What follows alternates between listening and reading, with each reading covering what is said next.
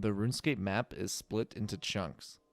I will restrict myself to unlocking one chunk at a time, only moving on when I've completed all of the content in my current chunks. The goal of this account is to unlock the entire map. This is Chunkman only, my one chunk at a time Iron Man.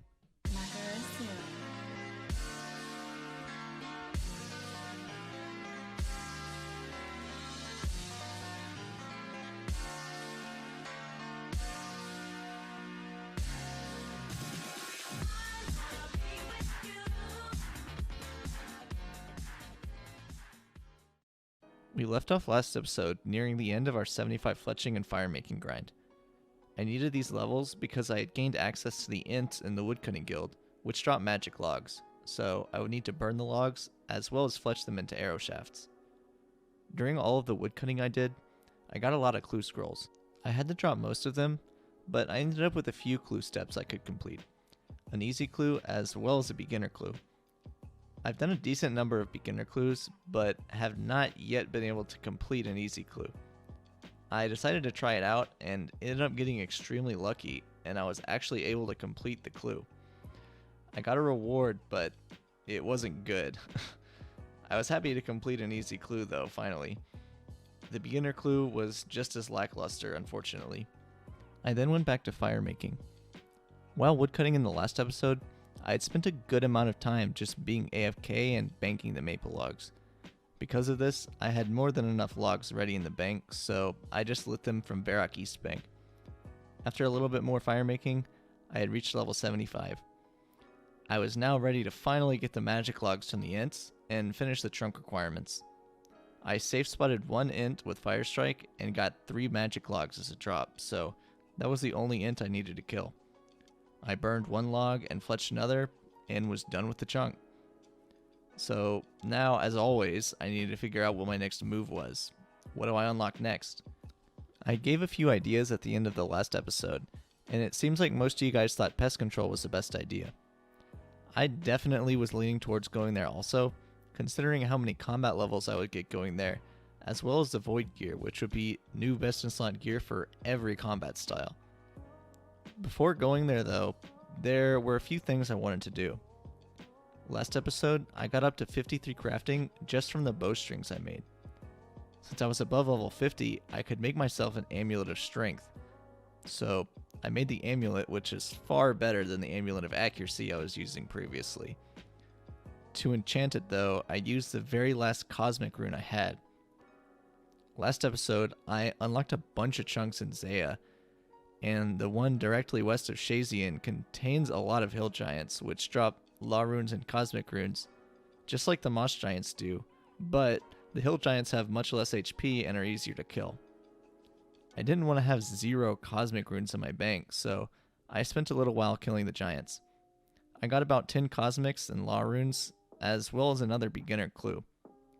I completed the clue and, as expected, didn't get much of a reward. I got a few comments last episode talking about things that I had backlogged from previous chunks. What if I couldn't access a piece of content in a chunk when I unlocked it, but then later on I unlocked it but forgot about it? How would I know for sure that I'm not skipping content that I'd forgotten about from many chunks ago? This is a big question that requires a bit of thinking and planning, and I'm going to get into more specifics of how to fix this problem later on in the video. But for now, I want to go over exactly what, if anything, I've missed.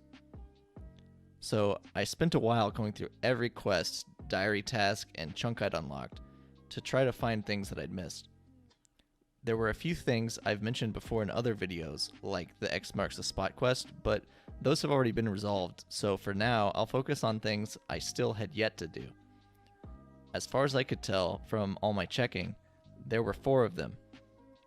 First off, Slay pointed out to me in the comments of last episode that there are actually Shazian head guards in the chunk with the plow, meaning I should have killed them there to get the rune scimitar and kite shield drops. When I went to this chunk originally, I must have only noticed the regular Kryn guards because I remember looking up their drop tables and determining it wasn't anything new for me. Thankfully, this ended up being kind of a non-issue because even though I killed them at the wrong time in the wrong location, There are still safe spots in this area, so the actual nature of the grind of killing them wasn't changed in any way, so accidentally skipping this grind for a few chunks didn't really benefit me. The next thing I missed was that when I fished my shark at Land's End, I forgot to actually cook it. I had the level, but never actually cooked the shark. So to resolve this, I went to Land's End, fished another shark, and cooked it. The next few things I missed were quest steps. There were two that I believed I could complete. Firstly, I needed to talk to Dr. Harlow in Varrock to progress the Vampire Slayer quest. This was the only step I could complete here. I didn't have access to Draenor Manor. The next quest step was giving an Eye of Newt and a rotten tomato to the chef in Lumbridge for the first part of Recipe for Disaster. Remember, my measure of quest progression for chunk goal purposes is if the quest journal updates, and since the journal had a list of items I needed to give to him, I thought I could give him a few and have those items be crossed out. It turns out he won't accept the items unless I have all of them, so that ended up not being something I could do yet anyway. So with these 4, or really only 3 things out of the way, I was as confident as I could get that I had worked through my backlog and done everything possible. I've been keeping just mental notes of things that I've backlogged, and it's worked pretty well. I've only made a few small slip-ups so far, but obviously that's still not ideal, and I'd like to not make any mistakes at all. The problem is that as I keep unlocking more and more chunks, this backlog's just going to get longer and more confusing, so I need to find a solution. We'll get back to that in a bit, but for now, it was time to unlock some chunks. Before I went to pest control, I did something I'd been meaning to do for a while, but kept forgetting. In Clan Wars, there's a portal that goes to Castle Wars. As a quick reminder, my rule for considering which transportation methods I can use to unlock chunks is that as long as it isn't a teleport, I can consider the chunk accessible. I have this rule because teleports don't depend on the chunks themselves, but instead are based on spells or items, so it wouldn't make sense to be able to unlock them. But things like portals and charter ships are concretely located in a specific chunk, so I think it makes sense to do it this way. So because of this, I was able to unlock the Castle Wars lobby chunk. There's nothing for me to do here, but I figured that it's the closest bank to a teleport I can have for a while, so it would be good to unlock it. With nothing to do in this chunk, it was finally time to get to pest control. I unlocked the waiting area chunk, bought a rune arrow tip, and made a rune arrow. And then I unlocked the chunk with the actual minigame itself. I would need to get full void before I could unlock another chunk, and I had all the requirements necessary to wear it except for 42 ranged. So I went into the minigame with ranged initially, but I couldn't even hit enough to maintain the activity bar in the minigame, so I had to switch to melee. I would need to do the ranged training separately. After the first couple of days of pest control, I woke up on Thursday to find that the Hosidius rework had finally happened. I was happy, but also kind of scared that the small bits of Hosidius I had unlocked already would be changed and have new content added to them. So I went over to the parts of Hosidius that I had unlocked to check and see if there's any new content. And it turns out that I was right, and the map that they had put in the dev blog was actually accurate, at least for the parts that I had unlocked. So there was no new content thrown my way, so thankfully I was safe. Now, the rest of the progress in this video is just going to be a bunch of pest control, but I want to take a few minutes to talk about how I'm going to address my backlog of goals. Even though I'm about as sure as I can be that I'm currently up to date with all the goals that I have, I can't be sure that this will remain true in the future. As we've already seen, I've made a few small mistakes already, and I want to be able to prevent any mistakes, big or small, in the future as best as I possibly can. As I was thinking about how I would go about this, I knew one thing for sure. I needed to somehow keep a record of every goal in every chunk I have unlocked that I have yet to complete. I also knew that it would be easiest if I had some way to keep track of exactly what I would need to do in order to push these goals from the backlog into a current goal. To explain what I mean by this, I'll give an example. When I unlocked the pest control waiting area chunk, I technically had access to the shop that contains void gear, but I couldn't actually get any pest control points until I unlocked the chunk with the minigame. So before I unlocked the chunk with the minigame area, the void grind was backlogged, but after I unlocked that chunk, it became a current grind. Another example would be hunting chinchompas. This grind is currently backlogged, but will not become a current goal until I have both a consistently repeatable method to train hunter and have completed the Eagle's Peak quest. So I hope that makes sense. So I knew that I wanted to be able to keep track of at least these two things. I needed to figure out the best way to go about keeping track of these things to allow for the smallest amount of human error possible when I go back to check things to see if I can unlock a new chunk. There are a few obvious ways to go about keeping track of this information. I could use a simple text file, a spreadsheet, a database, or something similar to that. I had a thought, though, that seemed like the best option for keeping track of this in the most intuitive way possible. What if, when I went to unlock a chunk, I could just hover over that chunk in my in-game map and it would show me what backlog grinds that chunk would push to a current goal? Obviously, this would require some development for a client plugin. I have no experience coding any plugins for RuneLite, but I knew someone who did.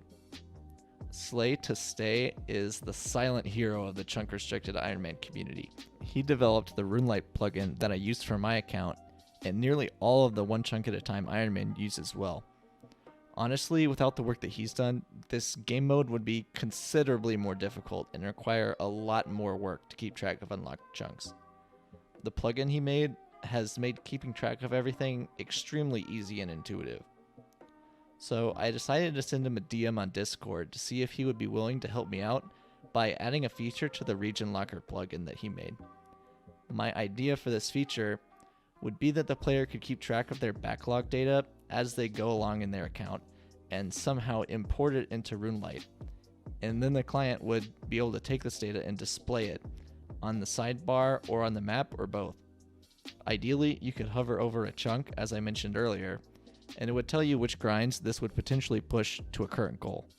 And thankfully, Slay was happy to help.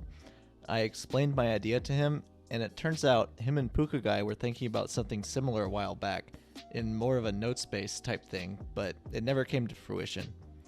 So I asked him a few questions about how this would work, specifically about how the data the player gives to the client should be formatted to make the implementation the most straightforward on his part. I wanted to go ahead and compile my own backlog, and I wanted to make sure that the way I structured my backlog would be easy for him to work with. So I showed him a potential format for a spreadsheet, and he said he could work with it. So from there, I went ahead and spent a bit of time and compiled my own backlog completely in a spreadsheet. I'll link the spreadsheet in the description. This is what I'll be using as my backlog until Slay finishes developing the update to the plugin. I just want to say, please nobody rush him on this. He's already done so much for this community and we all really appreciate it. He doesn't have to be doing any of this, but he's doing it anyway, and it's helped out all of the chunk Ironmen a lot. So seriously, Slay, thanks a ton, dude.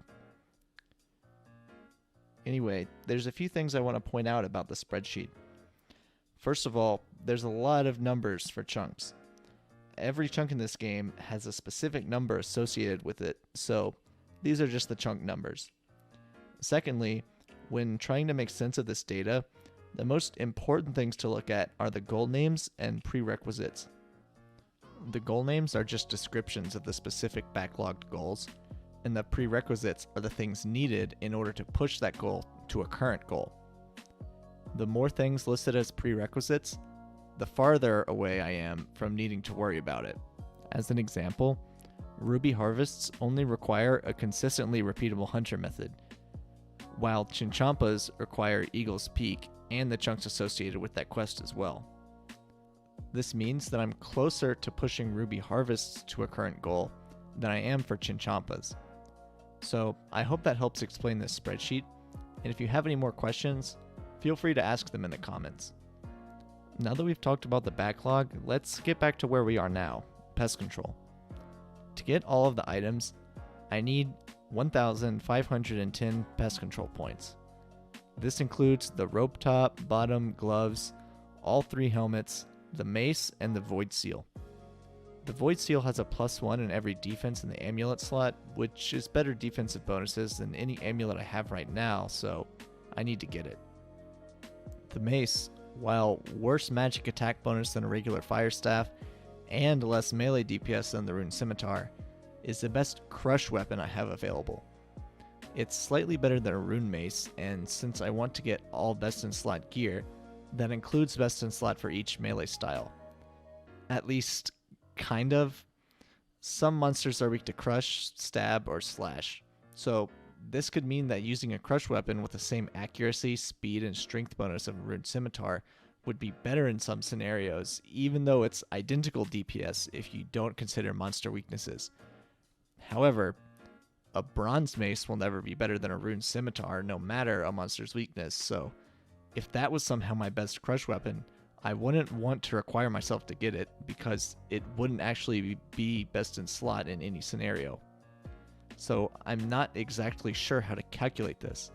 How do I know if the rune scimitar is better than the void mace in every combat situation, even if the monster is weak to crush? I honestly have no idea how to figure this out, and if you guys know how I could do this, let me know in the comments. For now, I'm gonna get the void mace just to be safe, but I want to know how to figure out this type of thing for the future. Anyway, that's all the progress I have for this episode. I currently have about 1,300 pest points, and we'll be finishing up the next couple hundred pretty soon. Before I end the video though, I want to give a huge shout out to Kyle Berry, who recently became my first supporter on Patreon. Making these videos has been a ton of fun, but also a good amount of work, and reading the kind words he wrote to me, as well as getting my first patron, has been a huge motivator for me to keep creating and improving my videos. So seriously, Kyle, thanks so much. It means a lot to me. Thanks so much for watching. If you enjoyed the video, please give it a like and subscribe to my channel. As I say every episode, subscribing helps my channel grow, and of course will provide my brain with precious, sacred dopamine. If you want to join the exclusive club currently consisting solely of Kyle Berry, you can support me on Patreon as well. A link is in the description. Patrons will get a shout out like this, I'll add you in game, and I'll be enormously thankful, and there's a few more benefits for higher tier patrons if you want to check them out. Anyway, that's all the selling out for this video, so I'll see you guys next episode. Hope you all have a great day.